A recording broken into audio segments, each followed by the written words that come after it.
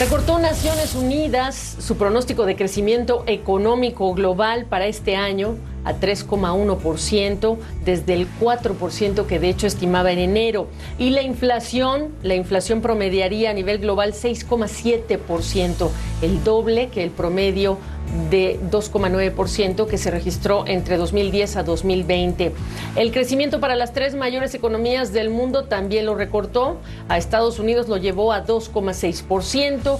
China espera que crezca 4,5%. Más severo fue el recorte del crecimiento esperado en la Unión Europea.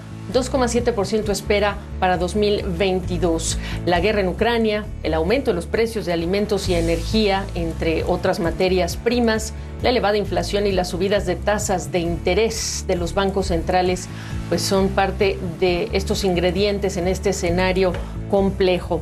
Y sobre nuestra región, pues el informe de Naciones Unidas reconoce el golpe que la elevada inflación, en particular en alimentos y combustible, está teniendo sobre las poblaciones más vulnerables, arriesgando, dice, inseguridad alimentaria y malestar social.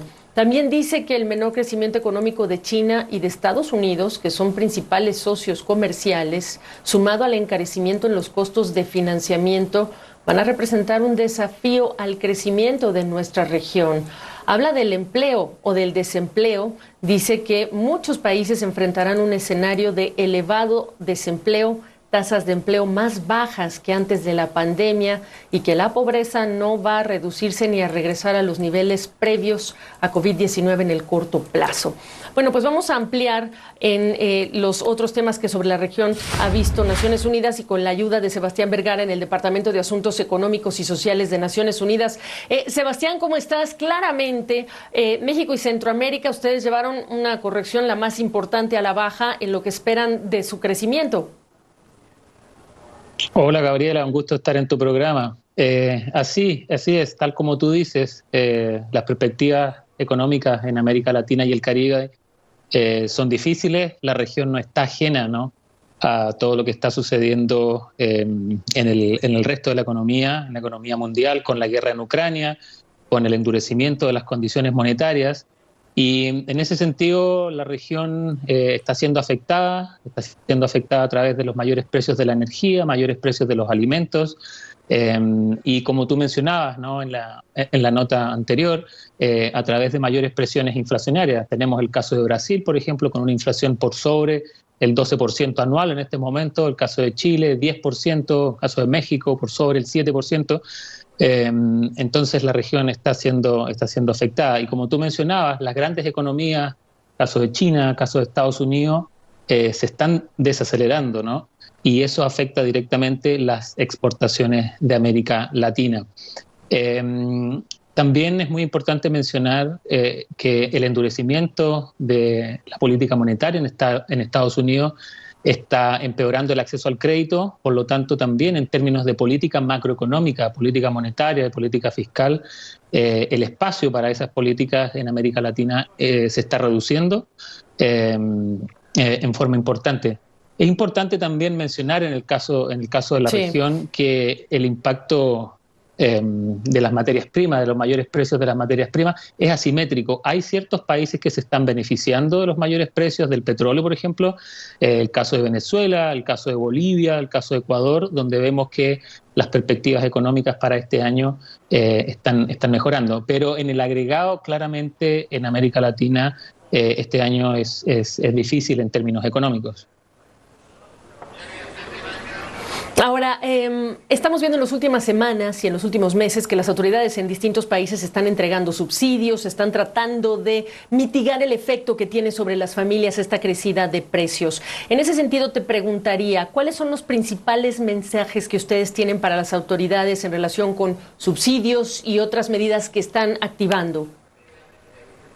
Sí, en el reporte somos bien claros en las prioridades de política que se deben tener en cuenta en este momento. Primero, a nivel multilateral, es fundamental mantener un sistema de comercio que esté funcionando adecuadamente, y en ese sentido es muy importante evitar las restricciones a las exportaciones, especialmente de alimentos, por ejemplo el caso del trigo, y al mismo tiempo fortalecer los mecanismos de alivio a la deuda.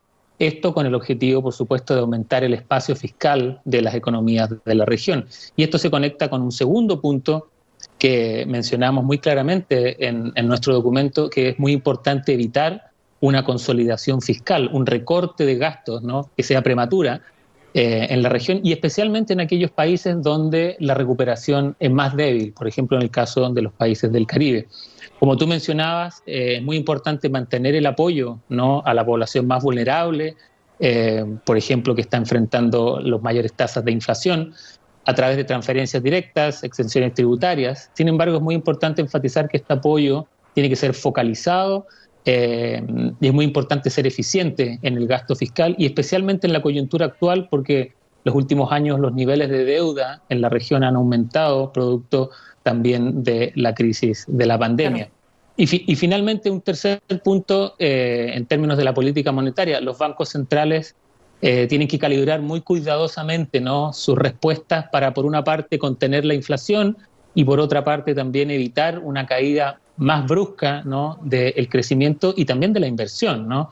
Y para esto los bancos, es importante recalcar que los bancos centrales claro. disponen de una batería de políticas, no solamente las tasas de interés, sino también las políticas macroprudenciales, los controles de capital, y los bancos centrales necesitan usar estos distintos instrumentos para conseguir sus objetivos. De hecho, los bancos centrales de América Latina están siendo muy activos en los últimos meses, el caso de Brasil, Chile, México. Pues algunas de estas medidas no exentas de polémica en términos, por ejemplo, de estos controles de capitales. Gracias, Sebastián, como siempre, gracias por la oportunidad de este análisis, Sebastián Vergara. Un gusto participar en tu programa. Buenas tardes.